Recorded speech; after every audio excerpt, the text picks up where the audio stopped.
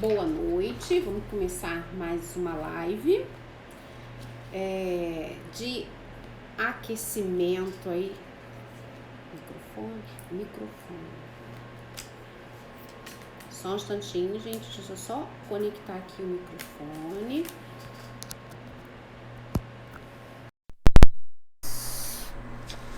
Boa noite, sejam bem-vindos a mais uma live, né? Uma live de aquecimento aí, de preparação para o nosso primeiro workshop, Educação Especial na Prática. Como usar ferramentas e recursos pedagógicos simples e eficazes, aplicável a toda a demanda da educação especial. Pode desligar um pouquinho, Felipe. Pode desligar um pouquinho. Aplicável a toda a demanda da educação especial. A gente hoje vai falar sobre um tema bem profundo, né? Que não vai dar pra gente falar tudo aqui. Mas lá no primeiro workshop, a gente vai continuar falando esse tema, tá bom? Que é o que preciso saber para atuar na educação especial. A gente, de vez em quando, né, nossos alunos, o pessoal aí que nos acompanha, perguntam exatamente isso. Marta, qual é a formação para que eu esteja na educação especial, para que eu atue na educação especial? Marta, eu fiz um curso, né, de psicopedagogia, de educação inclusiva, de educação especial. Isso me habilita a estar atuando na educação especial. Eu já sou concursada como professora regular, eu gostaria de estar na educação especial. O que eu preciso saber, o que eu preciso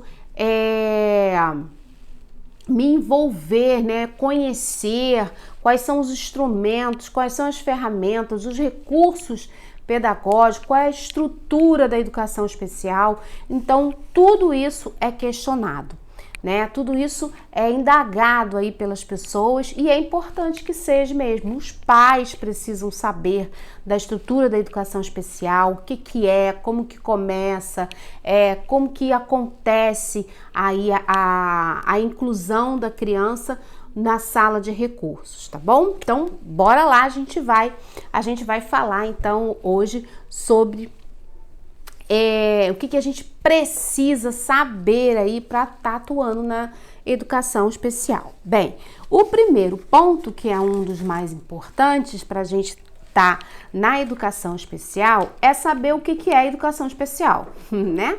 O que é educação especial? O que ela abrange? Como que ela se apresenta aí pra gente, tá bom? Então, é o primeiro ponto aí que a gente vai tá vendo aqui. Bem, a educação especial, ela é uma modalidade de educação que ela perpassa por todos os níveis e modalidades de educação. Então, vamos lá, o que seria isso?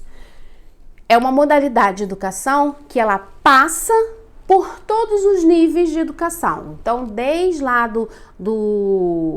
da creche, da educação infantil, né? E ensino fundamental 1, 2, ensino médio, educação superior, pós-graduação, né? Estrito e lato sensu, tudo que envolve educação tem que se ter, então, a educação especial. Então, é uma modalidade que passa por todos os níveis da educação e por outras modalidades, então, pela modalidade de jovens e adultos, pela modalidade de educação indígena, circense, quilombolas, população em alta vulnerabilidade social, né? Vamos pensar lá os ribeirinhos, né? Lá no Rio Amazonas, no Rio Tapajós. Então, essas pessoas também têm direito à educação especial, tá? As pessoas aí, a população carcerária também, né, tem direito à educação especial. Então, é uma modalidade que ela perpassa por todos os níveis e modalidades da educação especial. Primeiro ponto importante para a gente tá falando, né? Gente, quem é, Marta? Quem é o público-alvo dessa modalidade, então, que perpassa por todas as modalidades e por todos os níveis de educação? Então, poxa, é muito amplo isso?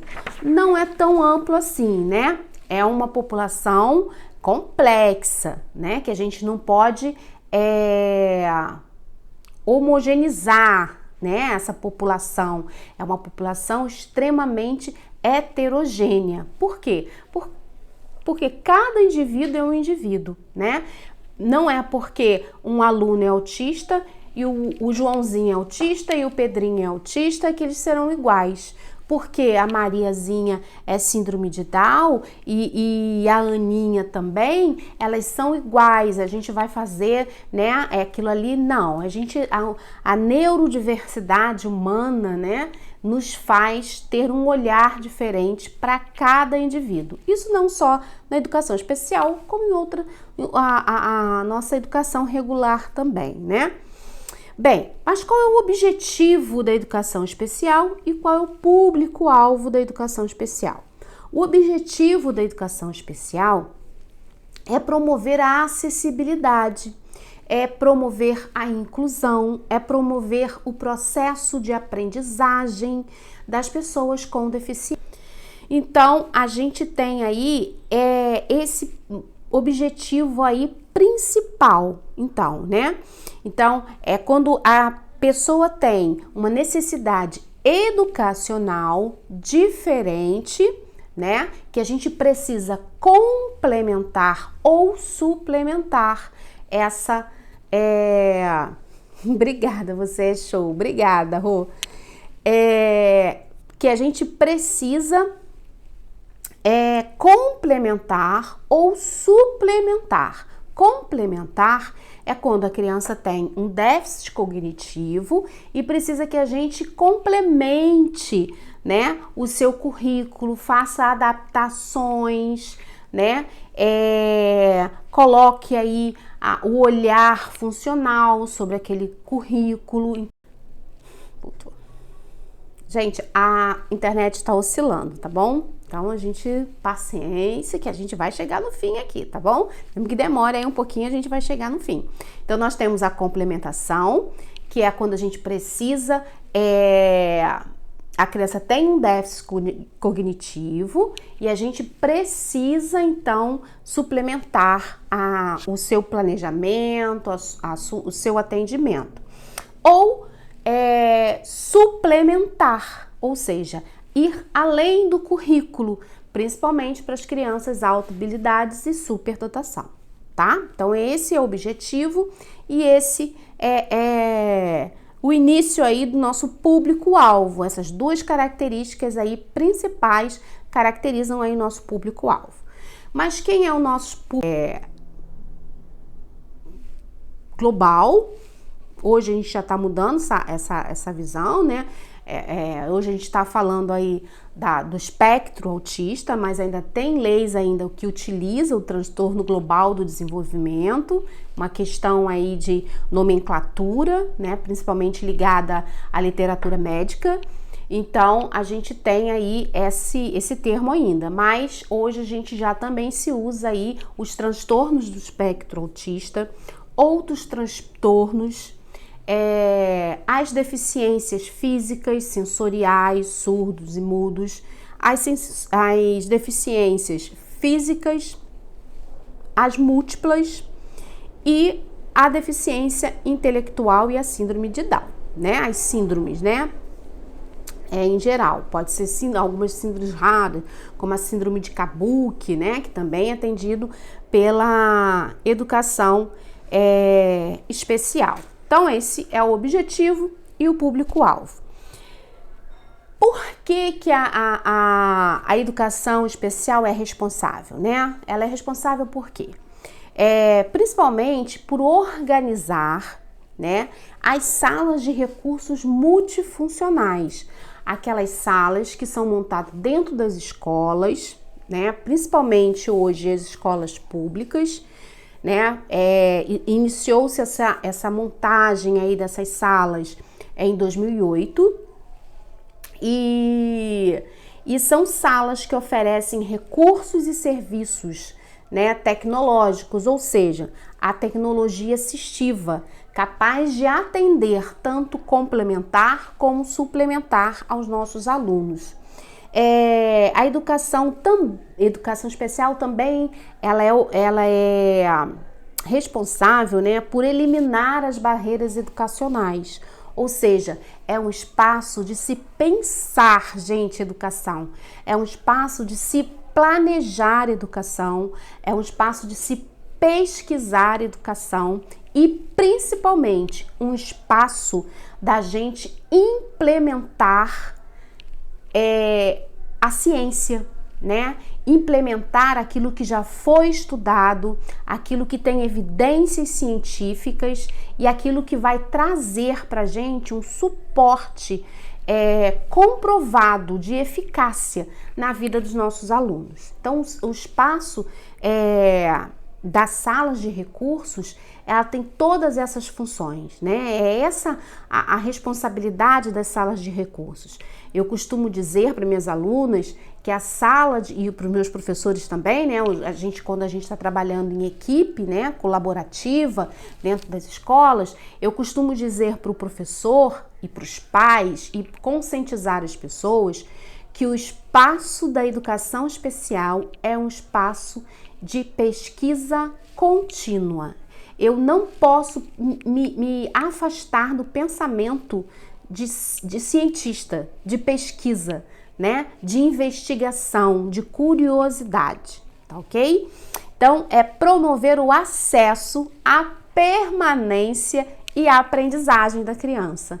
Eu não posso pensar em sala de recursos sem pensar nesse tripé, tá? Acesso, permanência e aprendizagem. O acesso a gente tem através da legislação, a permanência através das atitudes pedagógicas, as atitudes com olhar humanista, né? O meu olhar de acolhimento, o meu olhar de permanecimento humano dentro dos grupos humanos, dentro dos nossos sistemas, né? Nós vivemos num ambiente sistêmico e a gente tem que manter os nossos pares dentro desses sistemas, tá? Não é porque a pessoa é uma pessoa com deficiência, né? Eu não gosto muito desse termo, eu acho esse termo pesadíssimo, mas é o que a gente tem hoje aqui pra gente falar, para vocês entenderem. É um marco, né, através de uma legislação, esse termo. Então a gente utiliza, mas eu acho pesadíssimo esse termo. É um termo que eu não gostaria de usar, gente, sinceramente. Então, a pessoa com deficiência, não é porque ela tem uma deficiência que ela vai deixar de ser nossos pares, que ela vai deixar de ser diferente, né? Ela é diferente, a gente tem que fazer inclusão. Gente, a inclusão, ela é uma visão meramente conceitual, política ideológica, né? Não dá pra gente pensar que nós não estamos juntos, né? Que a gente tá num ambiente e o nosso par tá em outro. Gente, passando um carro vendendo ovos a essa hora, né? R$10 aí a cartela do ovo. Então, né? Vamos lá, ó. Paga aí R$10. Vamos lá. Então, gente, promover o acesso, a permanência e aprendizagem. Então, a aprendizagem aí vai ficar aí por nossa... Eu produzo material lúdico bilíngue para alunos surdos aqui no município em que moro, Márcia. Bacana, Márcia, é um campo muito legal. Muito legal, Márcia. Obrigada. Poxa, Márcia, entra em contato aí com a gente pra gente conversar, trocar umas figurinhas, fazer umas lives, né? Isso aí é bem bacana, viu? Um campo muito legal do surdez que a gente precisa aí de especialização aí pra gente conversar sobre esse tema, né? Tem que ser pessoas específicas, profissionais específicos. Então, se der aí, entra em contato com a gente, Márcia. Então, gente, a aprendizagem é isso aí que a Márcia está falando, ó. É a gente produzir conhecimento, a gente ser capaz de como profissional, de como professores de recurso, de como neuropsicólogos, neuropsicopedagogos, psicopedagogos, a gente conhecer, né, essa ideia, esse formato de aprendizado, essa neurodiversidade e ter esse olhar para a aprendizagem através da neurodiversidade, tá bom? Com os materiais estruturados, com materiais concretos, com boas atividades. Isso tudo promove o que, gente? O nosso conhecimento e a aprendizagem do nosso aluno, né? Bem, a sala de recursos, né? Ela promove também uma coisa que é muito assim, o frio na espinha, né? A gente é um frio na espinha, assim, que é uma coisinha chamada avaliação, né? A avaliação, ela é muito detalhada, a gente precisa, né, gente, ter um domínio aí, a gente precisa se capacitar, a gente precisa fazer cursos, a gente precisa ter conhecimento de como avaliar, como que eu vou receber um aluno, como que é isso aí, né? Então vamos lá, a gente vai falar um pouquinho aí sobre a questão aí de como eu inicio uma avaliação. Bem, na sala de recursos, né, quando a gente recebe uma criança, quando a gente vai receber uma criança, a gente vai partir de uma queixa inicial, né? Quem já fez o curso aí SOS Educação Especial, quem já conhece os nossos materiais lá do portal Estruturar, né? E o curso tá lá dentro também, já conhece aí essa fala que eu vou fazer, né? Inclusive o material que eu tô usando hoje é do portal Estruturar, né? Que é a apostila aí do curso SOS Educação Especial, que tá lá dentro do portal como bônus, né?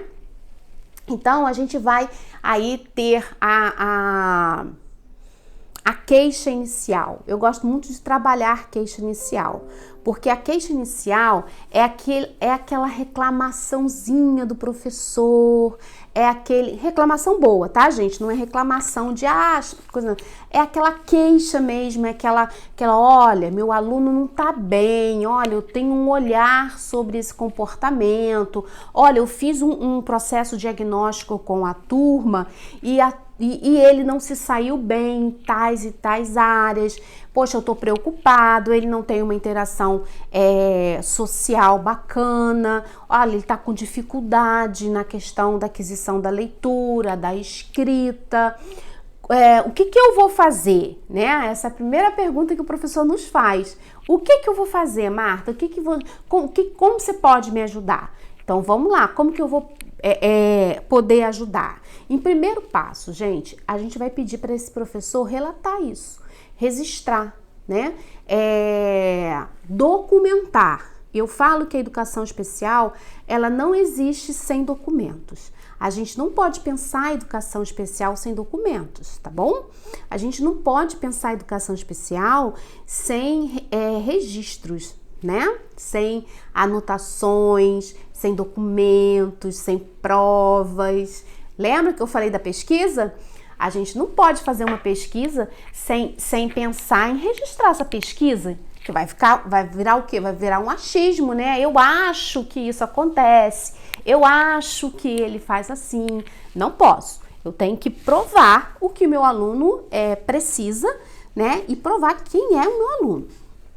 Então, eu vou pedir aí para o professor fazer um registro disso aí, né? Um relato para mim, para que eu possa cuidar, olhar e pesquisar. Vou chamar esse aluno. E aí eu vou começar um processo diagnóstico, não é isso? Não é isso, né? A gente não vai fazer um processo diagnóstico, porque nós estamos sozinhas na sala de recurso. E todo processo diagnóstico, ele tem que acontecer num processo multidisciplinar, né? A gente precisa de vários profissionais, de várias áreas, com vários olhares, para que a gente possa, então, fazer um processo diagnóstico. Nós precisamos do fono, nós precisamos da da psicóloga, a gente precisa da TO, a gente precisa da psicomotricista, a gente precisa da psicopedagoga, do professor de recursos. Então, o professor de recursos, ele vai ser uma porta inicial a tudo isso, né? Nem sempre é fácil, nem sempre é possível, mas a gente tenta, a gente não pode parar, desistir da coisa, né? Então, vamos lá. E aí, a gente vai começar, então, um processo que eu gosto de chamar de rastreamento. A gente vai rastrear hipóteses. A gente vai conhecer, sabe, aquelas queixas que a professora falou pra gente, a gente vai anotar uma por uma e a gente vai começar a rastrear, a gente vai começar a perceber com um olhar diferente, a gente vai começar a aplicar testes, a gente vai começar a aplicar atividades e intervenções, né? Quem me acompanha aí sabe que eu falo muito sobre a questão dos acervos de materiais, né? A gente trabalha em cima de acervos de materiais, de kits de materiais. Por quê, gente? A gente precisa ter aí uma gama de materiais para que a gente possa atender essas crianças aí com um olhar diferenciado, né? A gente precisa estar preparada, né? Então, quando você tem um acervo de materiais, você vai escolher, você vai preparar todo o seu atendimento para uma criança. Você vai trazer aí algumas possibilidades, né? E aí, quando a criança estiver com você, aí você vai alterando, né? Porque, gente, o planejamento dentro da sala de recursos é rígido, não é isso? É isso que cai em concurso público? Não. O planejamento da sala de recurso, ou de outros ambientes, ele é o quê? Ele é flexível. Então, eu vou me preparar para receber uma criança, para começar um rastreamento de hipóteses dela, mas eu vou ter a flexibilidade, né? Vou estar pronta para a flexibilização daquele espaço, daqueles materiais, do que eu vou empregar, qual é o protocolo que eu vou usar, tá bom? Por isso, gente, que a gente tem que estar preparada. E como que a gente prepara? Organizando o nosso repertório, né? Fazendo os cursos de qualificação, assistindo as lives, né?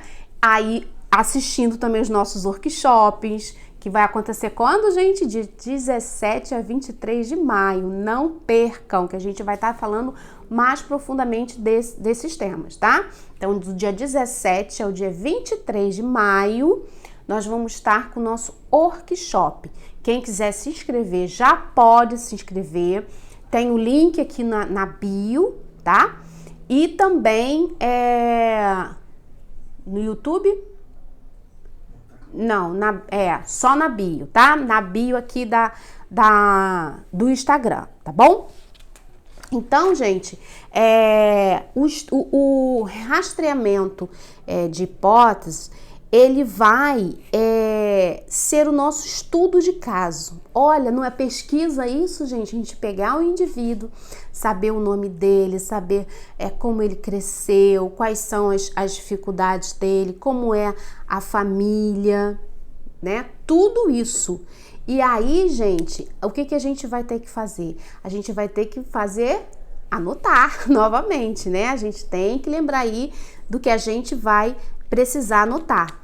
Gente, essa semana E a semana que vem nós teremos lives todos os dias só falando de educação especial na prática. Eu não vou me ater muito nas questões de registro, porque nós vamos ter um dia que a gente só vai falar disso, tá? Da importância dessa questão do registro, das folhas, dos protocolos, de tudo isso, tá? Do nosso monitoramento e avaliação na sala de recursos. Então, eu não vou me prender muito nisso, tá? Mas eu só quero que vocês fiquem aí, fixem o que? A importância do registro, das anotações, das minhas observações, do que acontece, tudinho direitinho, tá bom? Então, a gente vai começar aí um estudo de caso, né? As observações, as ações de registro que levem à possibilidade de algo estar interferindo no processo de aprendizado do meu aluno. Então, é esse o meu olhar sobre, de rastreamento. É o que acontece com o meu aluno que ele não tem um processo de aprendizado pleno, tá? Não vou falar normal, não. Vamos falar pleno, né? Fluido, né? Isso eu acho legal, porque quando a gente vai ficar gravada assim, tá? A live fica gravada, né? Fica gravada, tá? Então, gente, isso é rastreamento. Mas, Marta, o meu aluno não tem diagnóstico. Ele só tá na sala de recursos, mas não tem diagnóstico. Eu não posso atender crianças com diagnóstico, não é isso? Não, gente, não é isso, não. Né? A gente tem aí 2 modelos de atendimento, né? Nós tínhamos antigamente o modelo médico, né? Que eram as limitações físicas, que era um marco, né? A questão das deficiências era considerada doença, né? A criança é doente, a pessoa é doente, a pessoa é retardada, a pessoa é débil mental. Então, esse modelo, né, de olhar para o ser humano, ele caiu, né? Hoje a gente olha com um olhar social, a gente olha com o desenvolvimento, né? Nós temos um indivíduo que ele tem aí alguma incapacidade em alguma área, ele pode não ter pernas, ele pode não ter braços, mas isso não impede, né? Se a gente estar com um olhar pleno sobre aquele indivíduo, né, e saber que a capacidade dele não estava só nas pernas, que não estava só nos braços, que não está só na visão, que não está só na fluidez do pensamento, né, só na compreensão total do mundo. Não sei se existe isso, né, mas dentro de um modelo de perfeição existe. Então, eu preciso ter um outro olhar. Quando a gente tem um outro olhar sobre o indivíduo, eu tenho que dividir a parte clínica desse indivíduo da parte pedagógica dele, tá?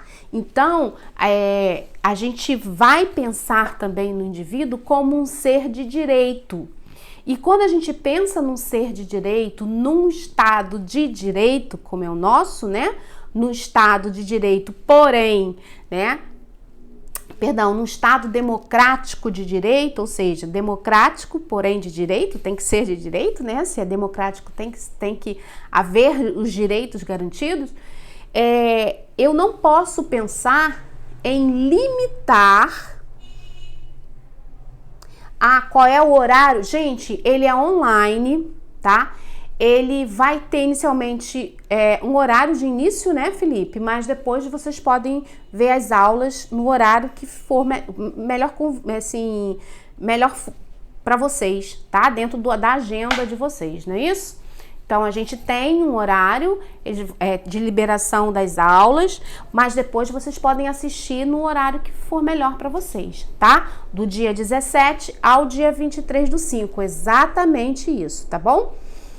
Então, gente, quando a gente pensa nisso, a gente não pode pensar em restringir conhecimento ao meu aluno por causa de um laudo, por causa de uma decisão ainda de um diagnóstico. Então, por lei, a criança que está na escola e tem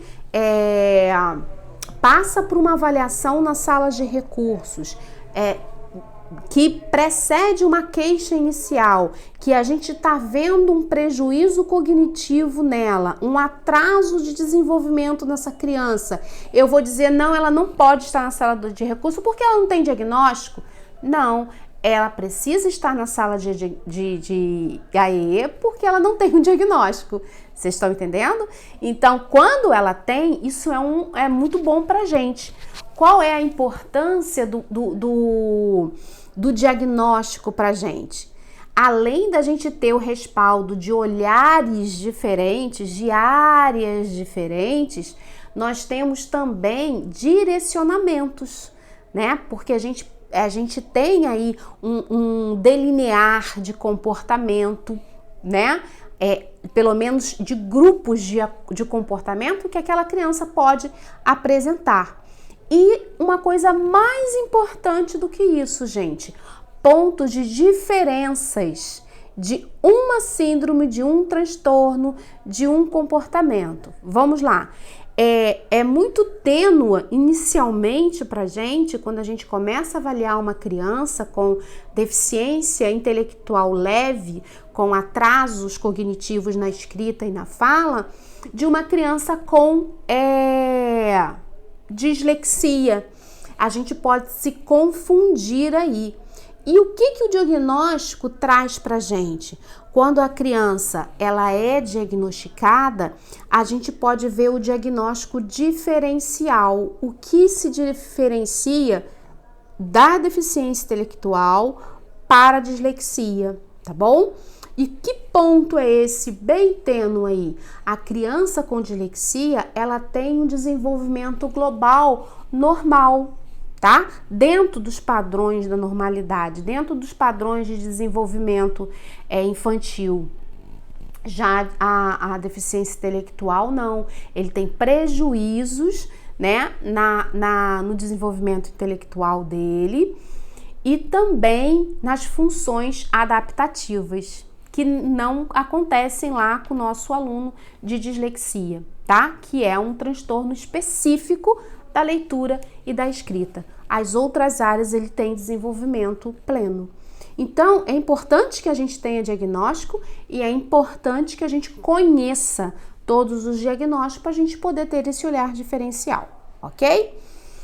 Mas a gente tem que atender sim, tá? Não tem essa de não ter laudo e não ser atendido aí. Então, o conjunto de olhares é importante mediante a singularidade e a pluralidade que envolve o ser humano, né? Só a Marta vai dizer que o Joãozinho tem dislexia. Agora, quando uma fono fala, quando um psicólogo fala, quando um neuro fala, né? É outra coisa. Quando esses profissionais eles têm um envolvimento e conseguem aí estar todo mundo, né, dentro do mesmo olhar, aí sim, é bem bacana isso daí, tá? Vamos lá.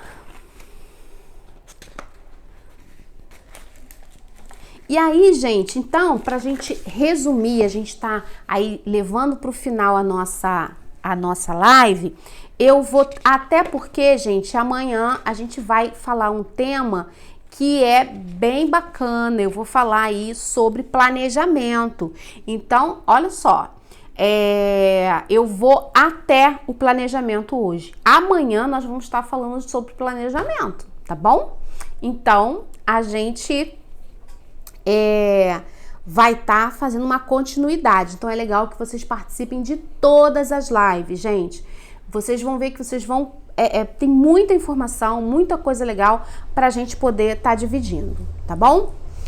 Então, o caminho, qual é o caminho para a gente chegar até a educação, o atendimento educacional especializado, né? Então, o primeiro ponto aí são as queixas iniciais do professor, da mãe, do cuidador, da avó, do pai, né? O segundo passo, né, é a equipe pedagógica e diretiva. Não existe educação especial do eu sozinho. A educação especial não é um jogo de resta um, né? Sabe aquele joguinho que a gente vai assim e só vai tirando as pecinhas, né? A educação especial não é esse joguinho que as pecinhas que não estão se interessando pelo assunto vai embora. Não, a gente precisa ser uma equipe colaborativa. Então, a responsabilidade da educação especial, ela vai desde o porteiro até a direção, tá? Ela perpassa por todo mundo. Todo mundo tem responsabilidade no processo inclusivo de uma criança. Encaminhamento para o AEE. É importante que a gente, depois da gente avaliar, depois que a gente faz o processo avaliativo, que a gente percebe que a criança ela está dentro do público-alvo da educação especial, mesmo que em estudo, né? É assim que a gente preenche a ficha, né? Tem gente lá na sala de AE, a gente não tem uma ficha que a gente tem que preencher. Essa ficha, ela tem que ser preenchida. Esse começa o encaminhamento do AEE, né? Que é a matrícula dessa criança na EE. Sim, o aluno não é nosso, é da escola. Exatamente, Maria. Exatamente. E aí, a gente vai, então, matricular essa criança no AEE. Essa criança matriculada no AEE, a gente vai continuar o nosso estudo de caso, só que com outro olhar, né? Que é o olhar da avaliação cognitiva, que é o olhar do contato com a família, o acolhimento dessa família, o encaminhamento multidisciplinar dessa criança, a gente fazer o máximo que a gente puder, o máximo de profissionais que der para a gente estar encaminhando essa criança. E o atendimento em si, né? O atendimento educacional especializado em si. E aí, gente, a gente vai começar o nosso assunto de amanhã, tá bom? Que é o nosso planejamento. Eu não vou nem adiantar para vocês, podem ficar bem calmas que a gente vai falar assim do PEI, tá? Ou do PDI, para algumas regiões aqui no Brasil usa PDI. Tem outros temas que eu anotei que a gente vai estar falando amanhã também, tá bem? Gente, então é importante que a gente, quando a gente vai se debruçar aí no estudo, né, da educação especial, a gente tenha todos esses olhares, tá bom? Do que é a educação especial. E aí, para a gente finalizar, eu quero chamar a atenção aqui para alguns pontos da gente ter esse olhar, mesmo que sem diagnóstico, a gente atender a criança na sala de recursos, tá? Então, quais são os principais pontos aí que a gente precisa observar no encaminhamento do aluno à educação especial, tá? As dificuldades de interação social é um grande ponto para a gente já pensar que essa criança precisa de um olhar diferenciado. Significativo e permanente, né? Contínuo atraso escolar. Por que, gente, esse significativo atraso e permanente? Porque a criança pode ter um atraso e pode superar esse atraso. Ela consegue superar, né? Aquilo ali é uma coisa momentânea. Mas quando aquilo persiste, não. Aí a gente precisa ter um olhar diferenciado.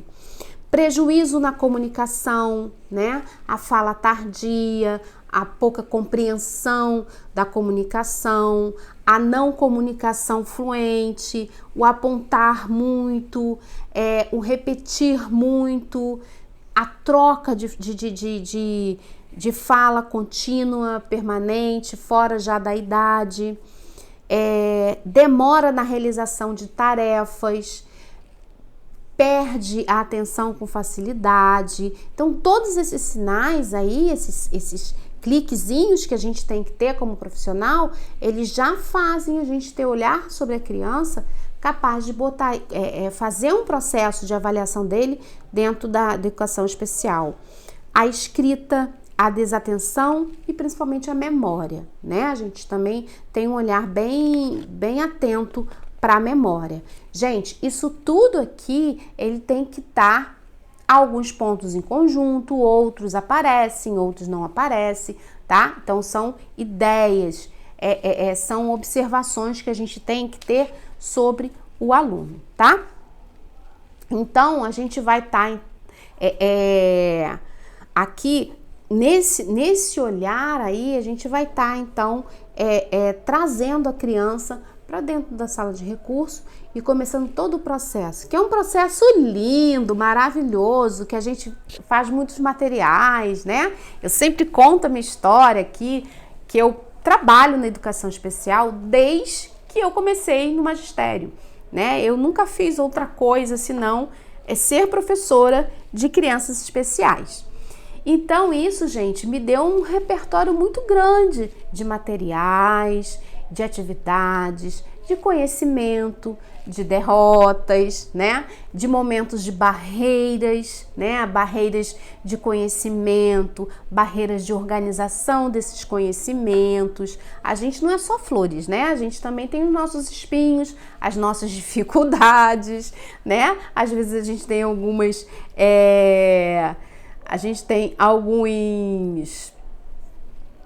empecilhos, né, pessoais, né, alguns entraves pessoais.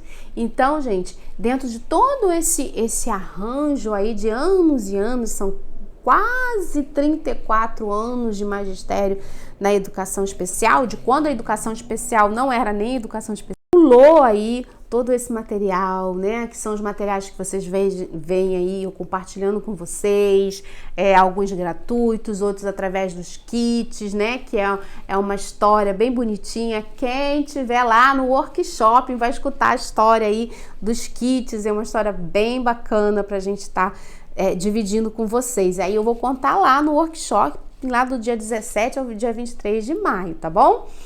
E tudo isso, gente, a gente pensou em dividir com vocês através desse projeto, que não é um projeto pequeno, não é um projeto muito fácil, é um trabalho bem trabalhoso, né, que é o Portal Estruturar, né, que a gente vai estar falando um pouquinho a cada dia aqui para vocês conhecerem um pouquinho e a gente poder apresentar a vocês esse projeto da gente, que é o Portal Estruturar, tá bom? Gente, eu espero vocês aqui amanhã, às 7 horas da noite, tá? Pra gente conversar mais um pouquinho sobre educação especial na prática, né? Quais são as ferramentas que a gente tem para utilizar, quais são os recursos, são recursos fáceis, são ferramentas fáceis, a gente tem que conhecer, né? Aqui antes de começar a live, eu e o Felipe estávamos conversando, né? Para quem não sabe, o Felipe aqui é o meu parceiro, né, de trabalho, e a gente estava conversando como é difícil a gente fazer uma tarefa que a gente não conhece, que é uma tarefa que a gente não detém o conhecimento da prática dela. Então a gente pode saber até na teoria, mas a gente não sabe na prática. E aí a prática, gente, faz toda a diferença, tá bom? Por isso que a gente está pensando em educação especial na prática. É muita fala que a gente ouve, né? Marta, eu fiz uma pós, eu fiz 2 pós, eu fiz várias pós e eu não tenho a prática, eu não sei chegar na sala de aula, o que eu faço com um aluno com deficiência. Então é isso que a gente está trazendo um pouquinho para vocês. Então fica com a gente essa semana, mais a semana que vem, e depois, gente, participem aí do workshop do dia 17 ao dia 23, para a gente poder estar conversando, tá? É o nosso primeiro workshop, Educação Especial na Prática, como usar ferramentas e recursos simples, eficazes, a toda a demanda da educação especial. E a gente vai conversar sobre isso também, né? Porque a nossa demanda é muito diversificada e a gente precisa entender como a gente se posiciona frente a toda essa diversidade aí, tá bom? Gente, um beijo a todo mundo. Algum recado que eu esqueci, Felipe? Nos acompanhe nas redes sociais, compartilhe as nossas lives, os nossos conteúdos. No Instagram tá assim, Instagram não, no YouTube. No YouTube tá sim de conteúdo bacana para vocês. No Instagram também, tá? No Telegram também, no Facebook. Então, gente, participem.